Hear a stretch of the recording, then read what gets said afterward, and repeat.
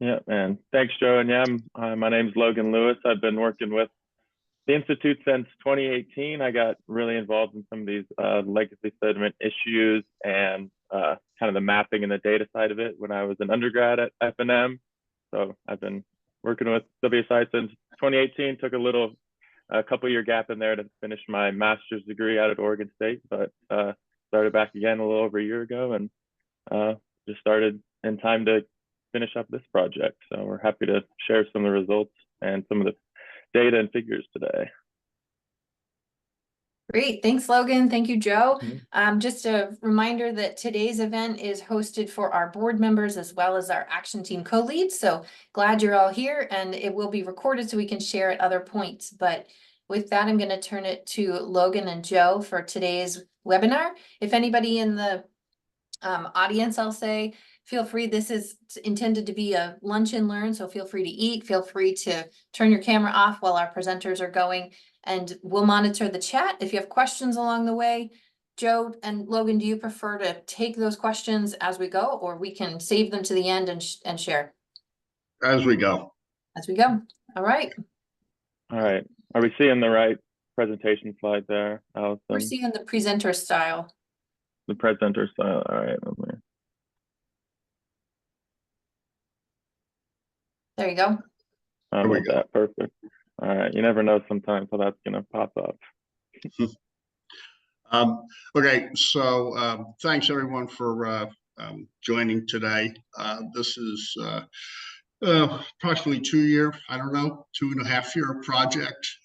Started about two and a half years ago. It was part of an initiative that the Clean Water Partners put together under an MOU with the Conservation Foundation, Lancaster County, because of budget limitations and a delay based on the quality assurance process that not only us, but just the Conservancy and others had to go through. Some of that funding was used up for that, so it restricted some of the outcomes, or the deliverables. But overall, we think it's been a great exercise. Because of those budget limitations, we relied more on Steinman Foundation funding and to some degree the NRCS and Growing Greener. But the primary focus was on developing an updated LIDAR data set to extract the most recent data from differencing in Lancaster County based on those LIDAR data sets. And the team was myself as project director, coordination with the Clean Water Partners. Logan did the final report, but he was the original, and a lot of the preliminary data was generated by Sam Feibel and Evan Lewis. Logan and I put together the final presentations and report, and again, it was funded by the NFWF and Steinman Foundation through the MOU. So the primary focus of it was to use this data to identify the changes in streams and erosion and the land use in Lancaster County, or land changes in Lancaster County over the past 4.25 years, from 2014 to 2019.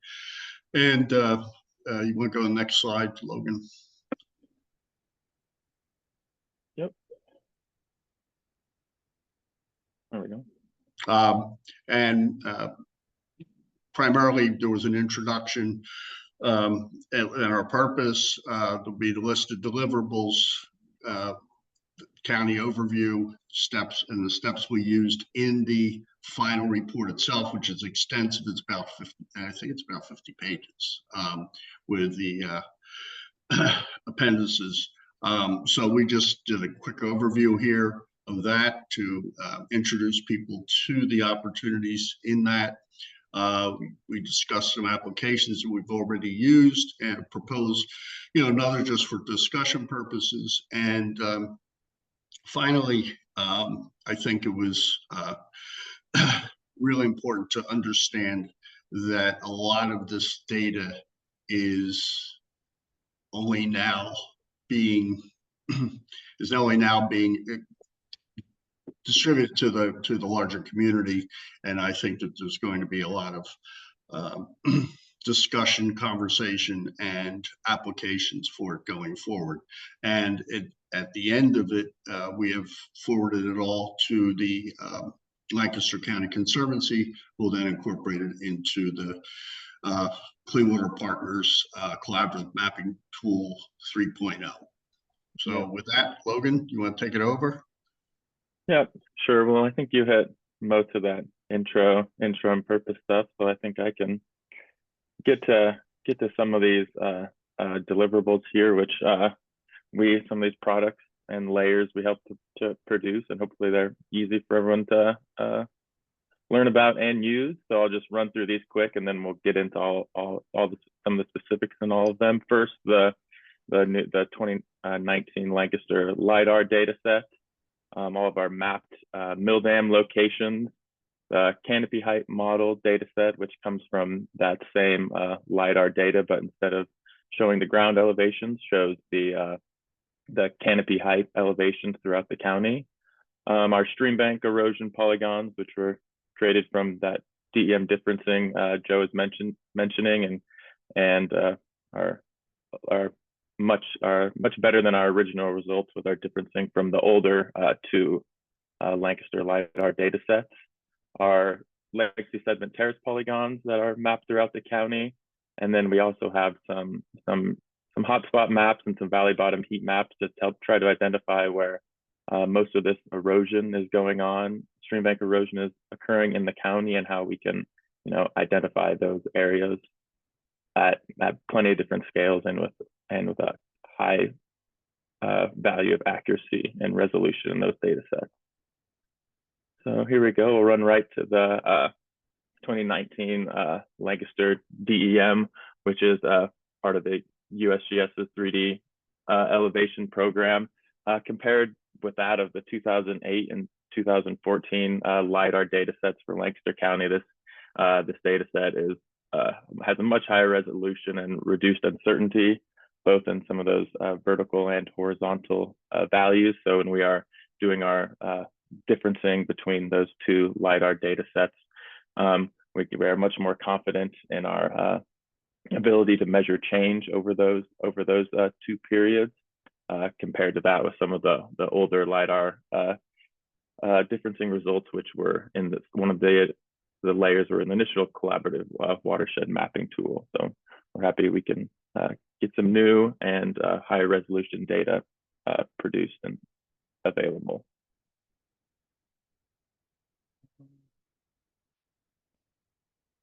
Second here is the historic mill dam locations.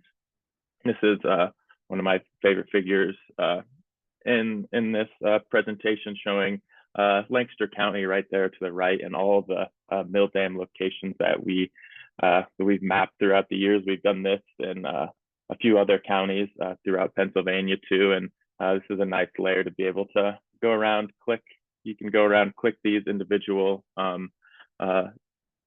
triangles that you see on the screen, all those historic mill dam locations, and get some information about them, like what map we used, what years were these dams, what years did we find them identified, and you can also see if some of these dams are still in place. We've went around and checked all these locations through the LIDAR, and there are at least 43 of these original 340 historic mill dam locations. So there's at least 43 of them that are still intact throughout the county, kind of still spread out. We'll get into where some of those locations are a little bit later in the presentation, but a very helpful layer to see just how much influence mill dam locations have had throughout the county there.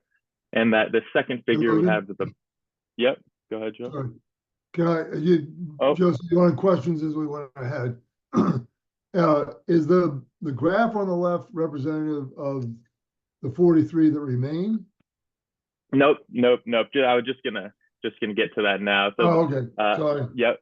Nope. Yeah. No. Good question, and we'll hit on some of those intact locations and how that impact some of our erosion layers here in a little bit. But so good question. Okay. This figure down at the bottom left actually shows, we'll get into our terrace volumes here in a second, but that x-axis there is the legacy sediment terrace volume that we've mapped and for all of the spread out between all the HUC 12 watersheds in Lancaster County. So each one of those dots represents one of the 30 some HUC 12 watersheds in the county. And that y-axis is the number of historic mill dam locations just in total that we've mapped in all those watersheds, showing a little bit of a correlation there between how many mill dam locations there are in a watershed and how much legacy sediment volume we mapped in those same watersheds too. So the more mill dams you have in a watershed, the more likely you are to have a lot more legacy sediment volume, and those legacy sediment terraces spread throughout the watershed. And in a little bit we'll talk about how those mill dams that are still intact, how that influences some of our erosion totals for all these watersheds too. So third here, we have the, for our deliverables here is the canopy height, the model, the CHM data set. Like I mentioned before, this data is the same as the Lidar data set. Instead of showing the ground elevation, it's showing the canopy height. And you can see that in the figure to the right, those kind of green blotches that are above the stream and next to the stream there. So you can click on all those and get an approximate height for canopy, and we like to break that out kind of between high, medium, and low canopy layers. Some of this data is from 2014, so it could use some updating too with the new Lidar data set, but very helpful tool for all sorts of planning.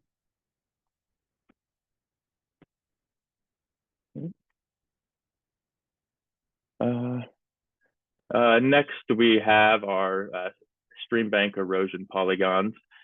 So our differencing was done between the 2014 and 2019 Lidar data sets, and between those two flights, there was approximately 4.25 years between those two flights. So what we are evaluating with our DEM differencing is that 4.25 years rate of change along stream channels, and throughout the entire county from differencing, subtracting those two layers from each other, which is what I'm kind of trying to show with that figure in the middle of the page to the left. On top, we have the 2019 Lidar data set, and below it is the 2014 Lidar data set. So we basically subtract those two Lidar data sets from each other and determine where that change is going along in the stream and through all the streams in the county. So this figure on the right, it's the same figure that was just on the last slide showing the canopy, but we took out the canopy here, and now all we are showing is those red erosion polygons that are right next to the stream. And those polygons look like just some lateral retreat of those banks right there, and that is exactly what's going on, and that's what we're mapping throughout the entire county. You can click on each one of those polygons and get a value for its annual erosion in tons, cubic yards, pounds, whatever metric you need, the size of those polygons. So very easy to interact with, and kind of lump all those together in whatever area you are looking for. These values also have an error associated with them too, and that will be listed as well.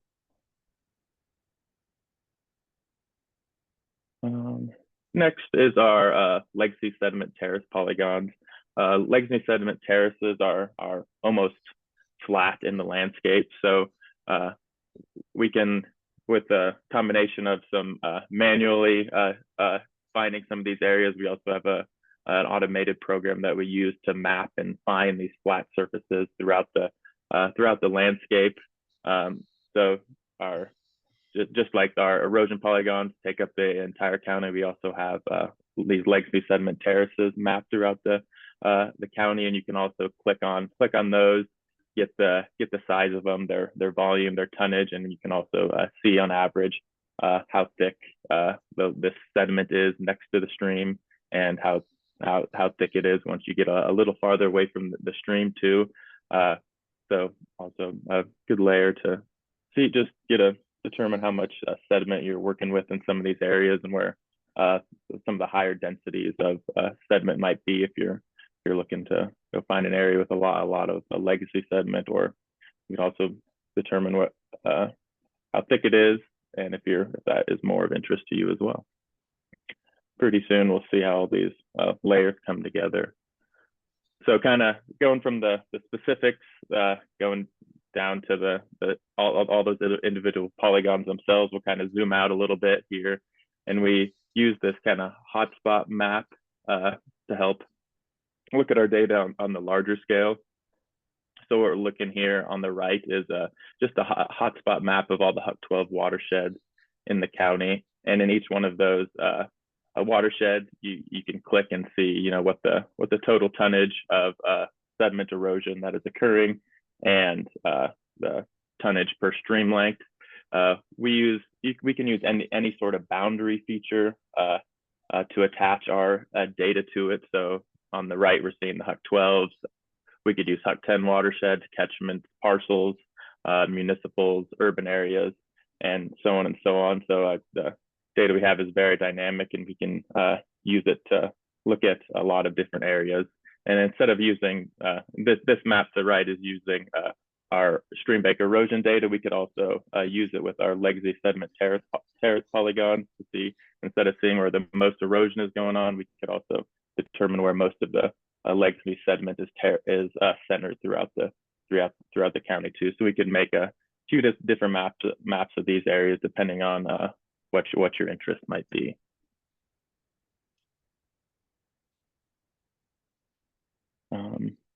And to get a little bit more narrow than that kind of wide scale watershed view, we create these valley bottom heat maps, and that's what we're looking at on the right here, all those blocks that are centered right along the stream right there. We use a tool in Arc Pro called the block statistics tool, which is just identifying where the highest density of erosion is occurring. So we can see, you know, a lot of those blocks are a lot darker than some of the ones next to them, and a lot of those dark blocks where a lot of erosion is going on in the valley bottom right there are also usually close to some of these mill dam locations. So if you have a lot of legacy sediment terraces, you likely have a lot of erosion going on into the banks of that sediment as well.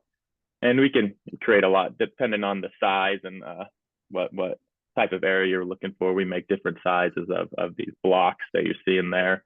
The small blocks on the right here have an average of about 5,000 feet of stream in there, so close to a mile, and we can up that up to some larger areas depending on just your search boundary and what type of areas and size of areas you're trying to identify and look for. And you know, those blocks get even smaller too.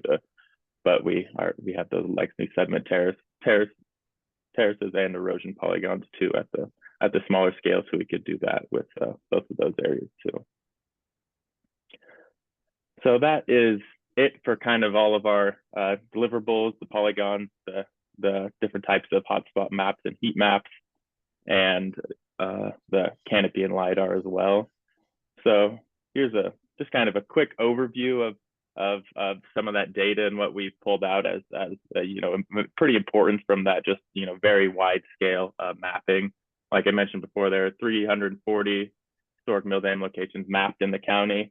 There are likely more locations than that. It just depends on some of those historic maps and what all is noted on there and the scale of those. If you can get some smaller scale maps, you can obviously identify more mill dam locations across the county, and that's what we've tried to do, just to find all those locations. In total, from all of our legacy sediment terrace mapping, we have identified, you know, 13,000 acres of legacy sediment terrace surface spread all the way across the county, which is a significant amount of area. From our DEM differencing and those erosion polygons, we estimate that is somewhere between 100 million and 220 million pounds per year of erosion just from bank erosion. And we'll see in a little bit how those compare with some of the cast numbers for the county. And with our with updated streamlines Lancaster has, we've identified 2,600 miles of stream throughout the county, which differs from the NHD values for the county, which is only 1,400. So with these updated streamlines, we're able to identify a lot more stream length, almost double the stream length than the original NHD lines identified for the county. And we've also created updated streamlines for other counties in Pennsylvania, and it's just helpful to identify as many potential opportunities and parcels with stream length and erosion occurring. And with those additional stream lengths in the county, there are a little over 4,000 parcels with over 2,000 feet of stream, and a little over 822 parcels with over a mile of stream. And the number of parcels are significantly higher than what you would just get from the NHD line. So having those additional stream lengths are very helpful for identifying all of the potential opportunities and areas of erosion throughout the county. Hey, Logan. So here, Logan, can you just hang on a second? Yep. John Cox, we did that just for you. Hey Logan, this is Katie with Penn State. I just have a question. I just have a question about your stream miles. Are those all perennial streams, or were you able to identify intermittent and ephemeral as well? No, we're not able to just differentiate between that on the larger scale, but from some of our field checking and going out and looking at some of those areas where the streams are a lot smaller, the smaller first order streams, there is water running through that for a good amount of time. But yeah, we haven't been able to specifically differentiate between that. Good question. Okay, thank you. Yeah, I just want to follow up on that. In fact, in some of our earlier mapping that we did for NRCS, we did some 6 different watersheds throughout throughout Pennsylvania, lower Susquehanna, and we found that we had to the refinements in the mapping have become so precise that you had to have cutoff points where you made a determination, not always, but often, you had to make a determination about where the stream stopped, the annual or the regular stream flow occurred, and where it was supported or fed by more ephemeral streams and or gullies, ditches, things like that. So part of this is art as much as it's science. But to Logan's point, the miles that we have in there, we are pretty confident, highly confident that they are actual year-round stream miles. Yeah, like Joe said, yeah, we definitely can identify a lot more potential lengths of stream, but yeah, that really gets into where we start identifying some of those ditches and gullies and newer areas of erosion, which is another potential area for targeting something else even too. All right, and here's where we're gonna get into a little bit on some of those intact mill dam locations. So what we're looking at in this figure on the top right here is the Huck 10 watershed annual bank erosion estimates. So many of those estimates where the cast is in the black right there, our numbers are in the gray. And for our mapped estimates for the Chickies watershed, the cast modeling is much higher for the Chickies Creek watershed, the Conestoga River, and the Cocalico Creek watersheds, while those other watersheds, they are very similar and fit into our bounds of error. But what we found where our numbers differ greatest from the cast numbers is where we've identified many mill dams still left intact in some of these watersheds. So both the Chickies Creek, Conestoga River watershed and Gocalico Creek watershed all have a few dams left in place. The Conestoga River still having quite a few there, pretty big watershed there, but we can at least kind of come to some agreement of why our numbers here are different than what is listed for CAS. The CAS modeling is not specific enough to, put in these still intact mill dam locations and, help to explain why some of our mapped and modeled numbers are so much different just in those areas than the CAS numbers themselves. So this has been taking our numbers and comparing them with the model numbers has been interesting as well. We think our numbers with the DEM differencing are likely lower than what is occurring. Our differencing polygons go through quite an extensive process to be filtered out, so we're not leaving in any bad data or anything that's left over from the DEM differencing that could represent not real erosion. So we really try to clean all that stuff out so our data is as accurate as possible. But those intact mill dam locations help to explain some of our differences in those watersheds, while the other watersheds are very similar in numbers. Logan, this is John again. Yeah. I feel a little dumb because I'm not entirely sure that I understand either what I'm reading or what you just said. Because you have the intact mill dam, and it appears you have similar estimates.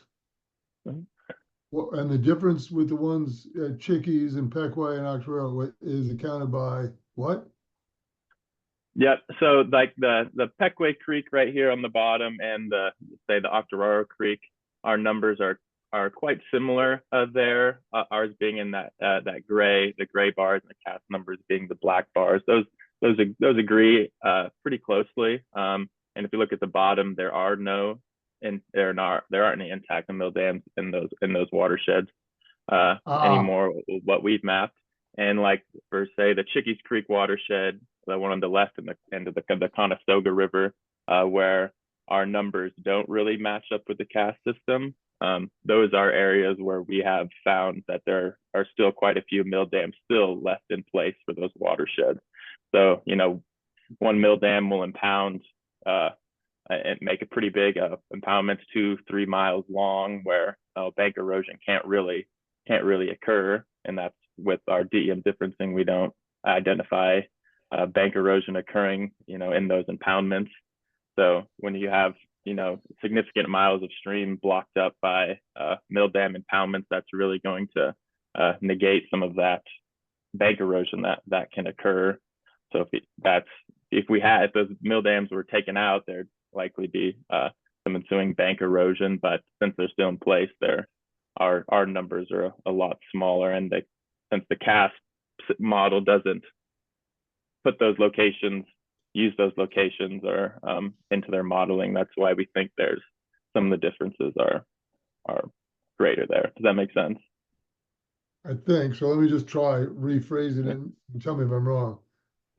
CAS assumes no impact from existing mill dams. It assumes that everything's gonna erode. So there were no mill dams there, and you're saying the presence of existing or still intact mill dams actually reduces erosion and sediment. Yep, correct. Because it's holding it still. Am I getting that correct? You're exactly right. Yep. That's interesting. All right, thank you. Yeah, you bet. Yeah. This is definitely one of the more interesting findings. Once we got all this data together and started looking at it as a whole, we started to be able to make some of these assumptions and look at this data more closely together. So, yeah. Logan, a couple of slides back, you had a heat map that was showing the dam sites. Were those intact dam sites, or were those historic? No, these are historic ones, and these ones are gone. There's that heat map there, and in the layer itself, when it will be on the mapping tool, you'll be able to click that dam, still see if it's in place or not. And these ones were, like if one of these, we have this kind of string of 3 dams, kind of that right here that are all, really, those blocks are pretty red. So if those dams were still in place, we would imagine that there wouldn't be very much erosion going on in those areas if they're still in place. Yep. Logan, can I ask one more question about the mill dams? What you considered intact is that the mill dam is still, blocking water flow within the wetted width of the stream for the entirety of the wetted width? Or how about mill dams that are, dilapidated in the middle, but still have partial blockage along the side? Yeah. So if it's totally still in across the stream, blocking, making a significant impoundment, that's what we would call still intact.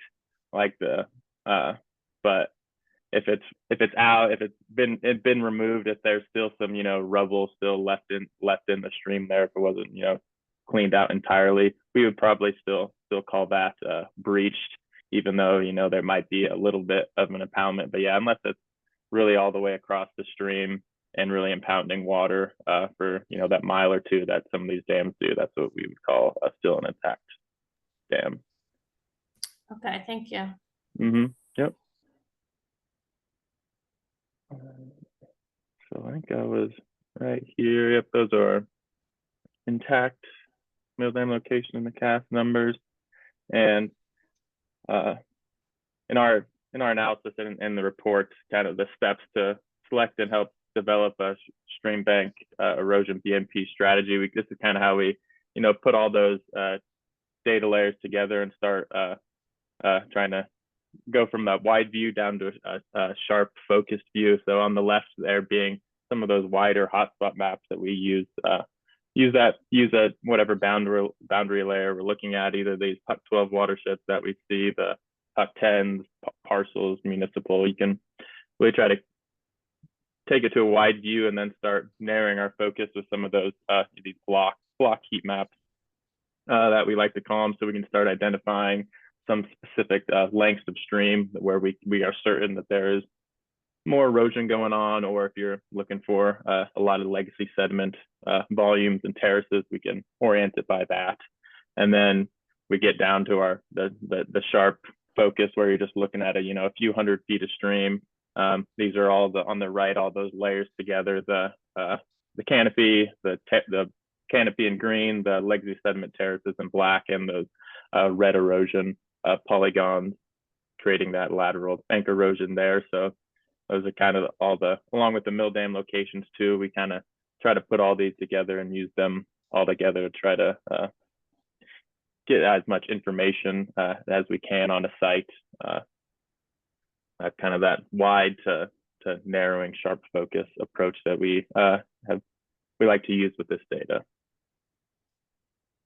And I hope we can kind of get into some of the applications and how some of this data, how we've been using some of this data already, some of this new differencing data and total countywide mapping. So Joe, if you want to get into some of this, that'd be great. So as a result of a growing green conversation that Clearwater Partners brought everyone together. In the course of that conversation, the Cocalico Creek Watershed Association was looking to create an application for growing greener. They had assembled with the Nature Conservancy quite a bit of data, but they had heard about what we had recently completed, so they asked us to provide that data set for use in their application.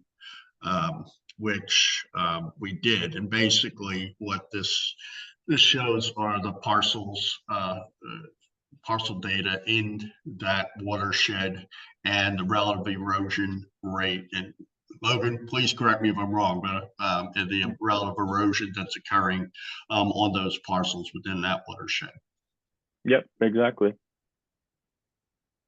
Yep. So that's what, that's that figure to the right showing the 4 Puck 12 watersheds that make up the entire, Huck 10 Cocalico Creek.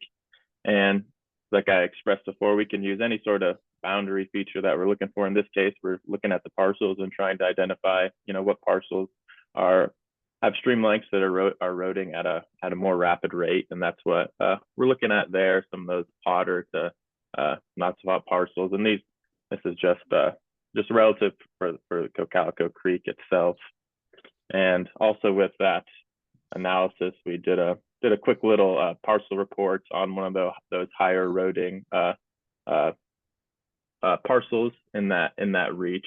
This parcel, that top right, where's the larger image there, just looking at a small length of stream through that entire parcel. But through that entire parcel, there's a little over 9,000 feet of stream mapped, and with about a little over 100 tons of annual erosion going on. Then we can break that down by how much erosion per stream length is occurring and how much lengthy sediment volume is in that parcel. So with this parcel, with this analysis, you'd be able to click on that parcel itself and get all these associated metrics with it, just like you would be able to click any of our other layers, just like the Huck 12 hotspot maps. You can click that and get all the information on the watershed you're looking at, the annual erosion rates, the stream length, how much lengthy sediment volume. So now this is just the same thing, just at a little bit of a smaller view with the parcels.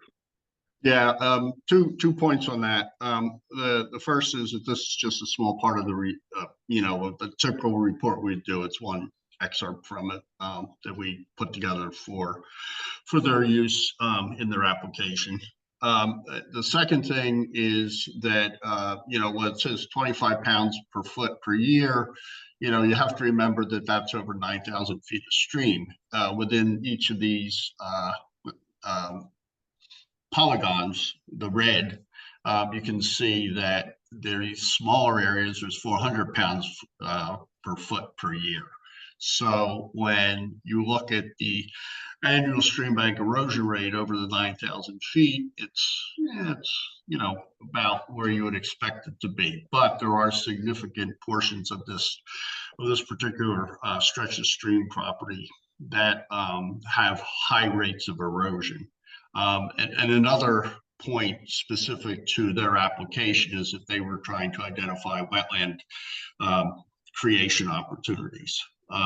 And typically, not always, but typically, wetland areas are associated with mill dam and legacy sediment impoundment kinds of situations. So part of identifying a wetland or some version of a wetland or floodplain reconnection is typically to look where mill dam has been, look at the legacy sediment terrace, and then examine what the soil profile is like.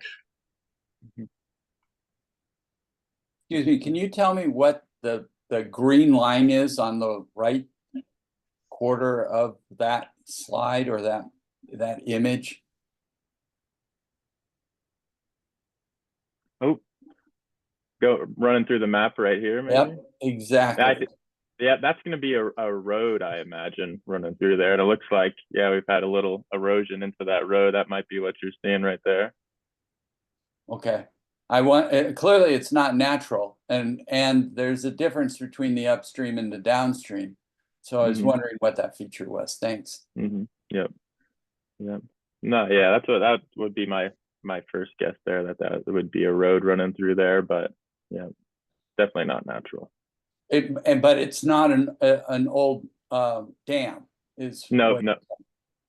Yeah, but depending on when we do some of these mill dam mappings, Lancaster, we're good with Lancaster County. They have very good historical maps and records. When you use like a county atlas, some of those mapping might not get to some of these smaller tributaries and identify some of those mill dam locations and former impoundments. There's a lot of shops and blacksmith shops. There's a lot of other features in the historical period that would dam up the water and have impoundments like this, usually near a road or across from it. So once you get some smaller historical maps just like your municipal maps, which are harder to find, you can, identify some of those areas further. So if you really got into the weeds and on this site, you might be able to go back and, try to find a little bit more about some of these locations too, in terms of the historical aspect. Yeah, and another part of that is, and that's a great question. You have to remember mill dams in Lancaster County and throughout the Bay watershed. They're basically baseline intrusions by European settlers primarily, but that's been as they've deteriorated, there's been plenty of other replacements. In many cases, we find a mill dam was roads built right over the mill dam, so that could be part of it, and it creates a different kind of impoundment, but still an impoundment. Changes in land use related to real estate development of some kind can also modify streams, create impoundments. So the mill dams are a baseline indicator for us, because they've been contributing to the change in the landscape, the historic change in the landscape for so long, but they're by no means sole practitioners. Let's leave it at that. Well, just now that I look at the inset, if this was a road, this is an abandoned road. There's no active connection in that inset that would suggest that the linear nature of that feature, but that's just specific to this, and it's so obvious there's something there. But there's a road in the inset. You can see where that is. There's the other topography. If that was a road, there would be continuation of that feature somewhere, somehow in the rest of the DEM.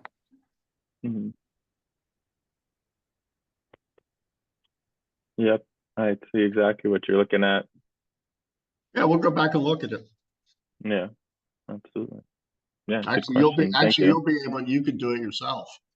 The other question I wondered about, Mike Hickman started doing this stuff with DEP and then the Center for Watershed Studies. He went back and used I think it was the 05, the earliest DEP, which is lower resolution, but you're relying on 2014, which is also lower resolution. What does this look like? Did you play around with that older data set so it wasn't 4.5 years, but rather was more than a decade? Yeah, we have played around with it a little bit. The thing with some of the older LIDAR, some of that tinning and some of the artifacts from just going over, those lasers going over the water, and they're a little better now. But when you try to compare that, you get pretty significant stretches of stream where just the whole stream is red,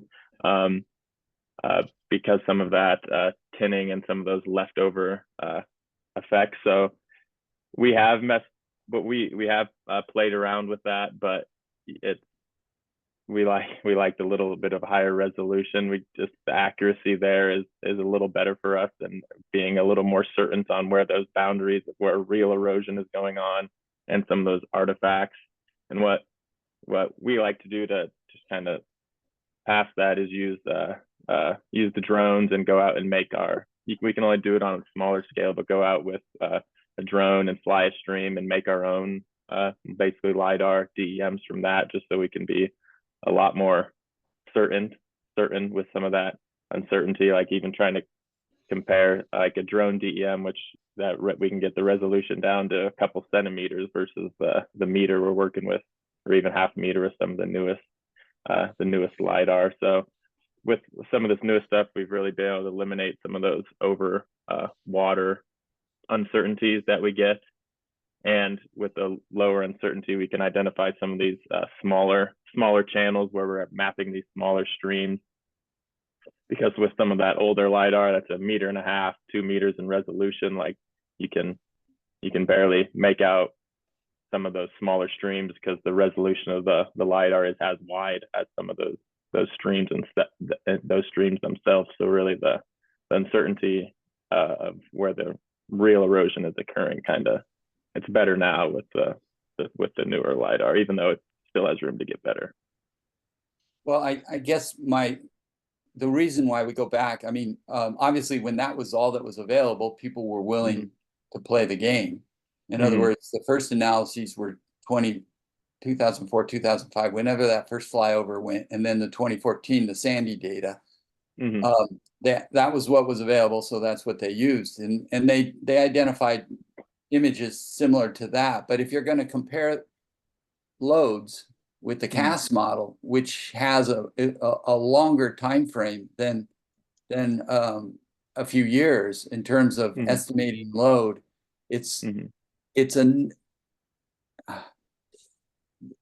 you have a different temporal aspect that you just have to be aware of. And I don't remember what went into the CAST. I know Barry Evans' map sheds used 20 years of climate data, not 4. And so the fact that it's similar to grabbing 1 year of USGS load data and comparing it to the model and saying, well, they're not the same, but they're not the same because of the 20 years of climate data versus, or a 20-year average versus a spot measurement. It's just something to keep in mind, that there's a difference in the modeled output versus a spot measurement.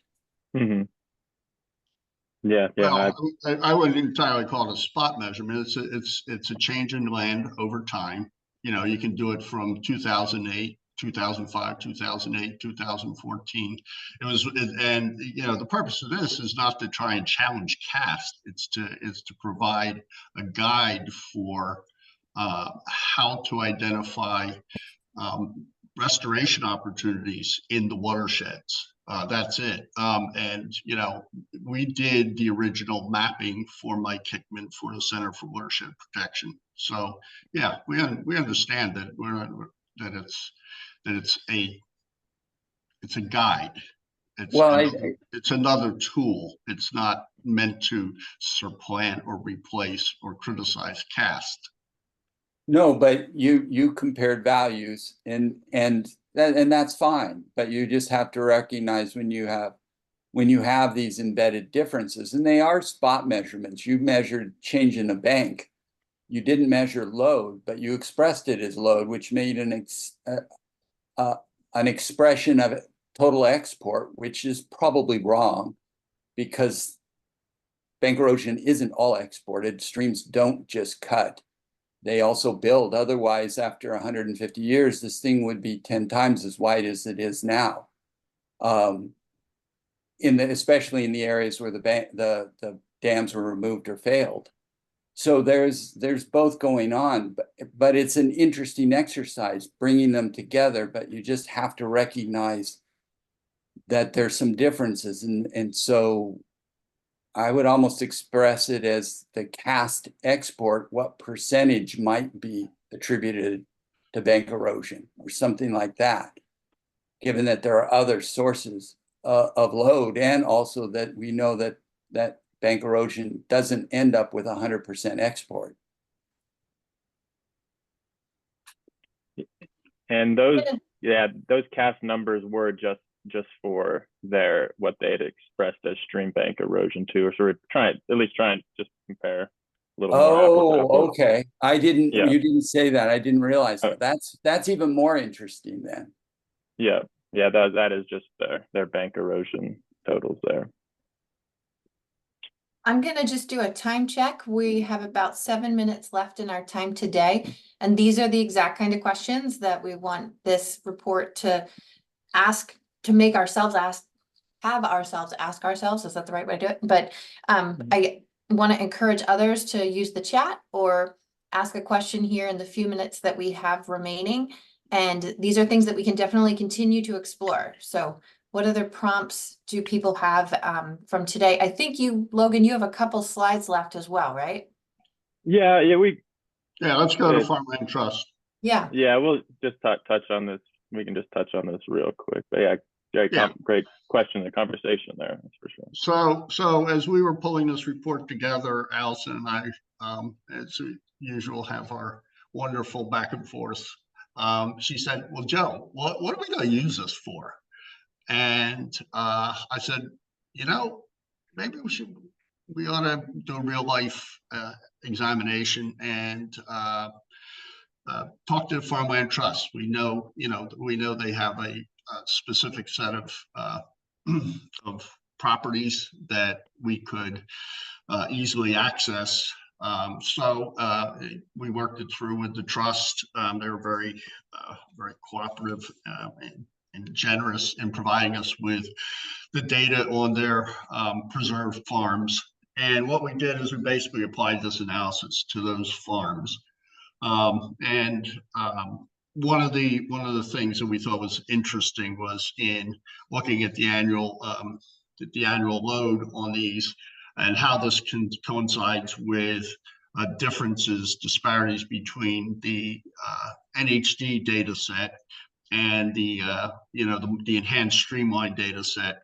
If you look at number 6, you'll see that there's a marked difference between the two stream lengths, between the stream length that we identified on this one parcel. These are ranked parcels here of nearly 2,700 feet, and what the NHD line showed for that parcel of approximately 175 feet. So Logan, you can take it from there.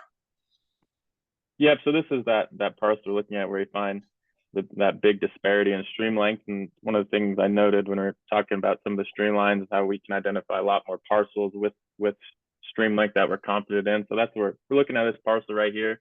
The blue is the new streamlines, and then you can see that green streamline just following that main tributary there, barely touching this parcel just for 100, 200 feet.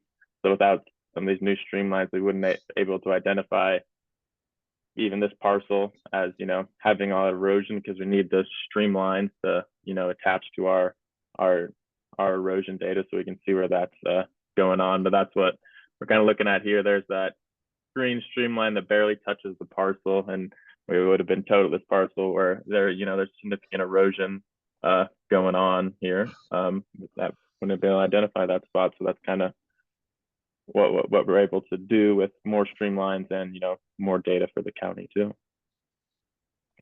And yeah, Joe, depending on time or taking some questions, I don't know if you wanted to get into.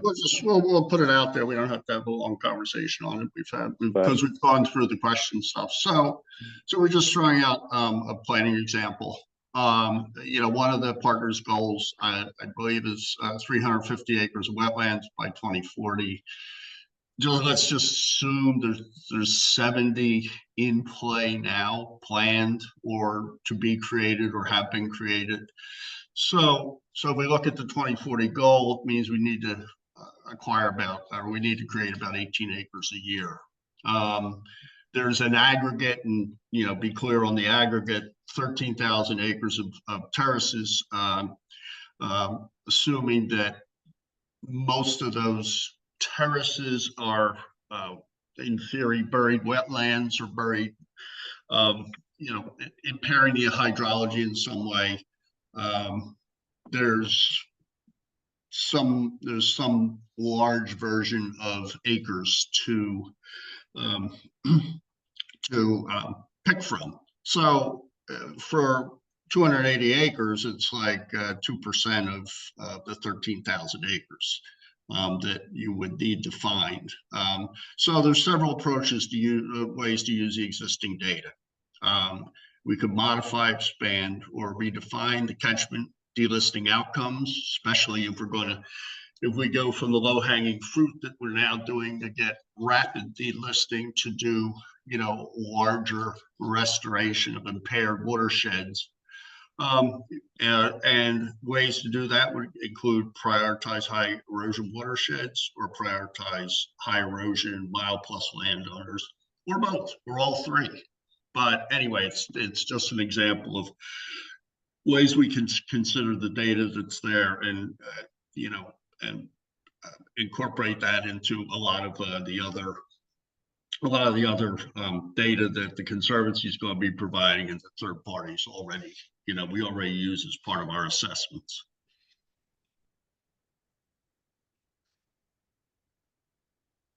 Yep, and Yeah, I think that's it for slides. I know we cut it right to noon, but yeah, thank you everyone very much. Amazing timing there. Yeah, any questions that maybe we could do rather quickly? This whole presentation is going to be, it's recorded and will be shared. So if you need to review something and then get back in touch with the Water Science Institute team, that is completely fine. Maybe Joe and Logan, if you can give a timeline of when the data layers will be available for others to use. Well, I think that's up to the Conservancy at this point. I think they already have it. Is that right? Yep, Yeah, we have, should have. Yep. yeah, we have the layers from Logan. I don't think we have the mill dams piece of it, so I don't know if that's something you want to include, but Yeah, I thought that you had had that. I don't think there's been any Yeah. change, but we certainly that'll be easy. There's one thing I did want to address. I think it was Mr. Johnson's question. Yeah, we didn't. The load is the load from the banks, primarily based on the data. Is all that going right to the Chesapeake Bay? No, of course not. There's some deposition, but absent the Conowingo Dam, most of that's not staying in Lancaster County for very long. Or if there's an intact dam in the county, that may have some retention. But as a general rule, sediment, the fine sediment from the legacy sediment, is not typically depositing somewhere else within the watershed, at least not for very long. So we hear the point. We've heard it made before. In fact, in our conversation with the Conservancy, they talked. Some folks talked about the deposition side. I'd defer to Matt Coffroth to tell me, where there's significant deposition occurring in the county watersheds, but we hear it, and if somebody was really interested in that, we can also identify that as well. So I actually am so glad you brought it up. I added a comment in. I think for everybody's perspective, it would be really good to actually show the total modeled export, the bank modeled export, and then the Lidar estimated bank export. The three of them would build the perspective of helping understand whether it's NHD or the Huck 12 or even by smaller scales, just what's going on and building that perspective. The other thing I wondered about that NHD slide, that last thing you just showed. I mean, we do something very similar. We let the farmers tell us where the streamways are that aren't on the map because they've avoided them forever. And you using current land cover, you'll be able to confirm pretty clearly whether that's a waterway, because the farmers have quite often avoided them. The other thing that might help is using some geology, because it's Lancaster, and looking for some of those limestone sources that will not be watershed area based, but rather will be groundwater driven. That's just, we see lots and lots of those. I assume that was the NHD high res layer you were plotting there. Yep. But the farmers have had to avoid those wet areas for a long time. So it's a great confirmation to confirm what you're looking at. Between the aerial photograph and the farming practices, you'll know relative to going and doing a site visit every time. Yeah, great. And your point about, there's is the one I was trying to make earlier about there's other metrics that people are going to use, to inform their decision making about what kind of BMP and where to invest their time and resources for those BMPs. Yeah, and one last just note on at least the deposition. It would be really nice for us to be able to, just as well as our erosion, display that the deposition that's going on. But it's a lot harder for us with the air and uncertainty. It's pretty easy to identify where a few feet of bank erosion are, but with even a meter meter, half meter scale Lidar. But when you get, deposition, that's a few centimeters, in some of those floodplains, it's a lot harder to accurately map those areas. And at least when we start doing making DEMs with the drone and having, much smaller resolutions of our DEM, that's where something we're much more effective at doing it on that scale than this larger scale. It is definitely something that we've tried to work with and incorporate, but we've had to defer to where we get those really good drone DEMs, and we can be more confident in making those estimates as well. Thanks, Logan. One other question about documents. Like I said, the recording will be sent, the PDF of your whole report, is that available to share at this point as well? Absolutely. Okay. Sounds good. Well, as John, I know we're just past our time here, but as John said in the chat, thanks for this great contribution. There's so many different sources of data, so many different kinds of metrics, and so we really appreciate the Water Science Institute being part of the NFWF grant and for sharing the results here with us. I'm sure there are more questions, and I encourage people to connect directly after today's call. We'll send out those resources. There's also a couple different places that the results here may show up or may be part of a conversation. I encourage you to have that on agendas at your own team conversations. We have action team meetings that will bring this up in various ways. It's not going to be the same each time, but the data and the results being available in the collaborative mapping tool, as well as Joe and Logan and your expertise being able to be part of those conversations, will be wonderful. So just a couple shout outs that the Water Quality Monitoring Action Team is having a meeting in August on the 22nd. That's going to include Dustin Shull to talk about assessment. The Buffer Action Team just met recently, and we'll have another one coming up in a little while.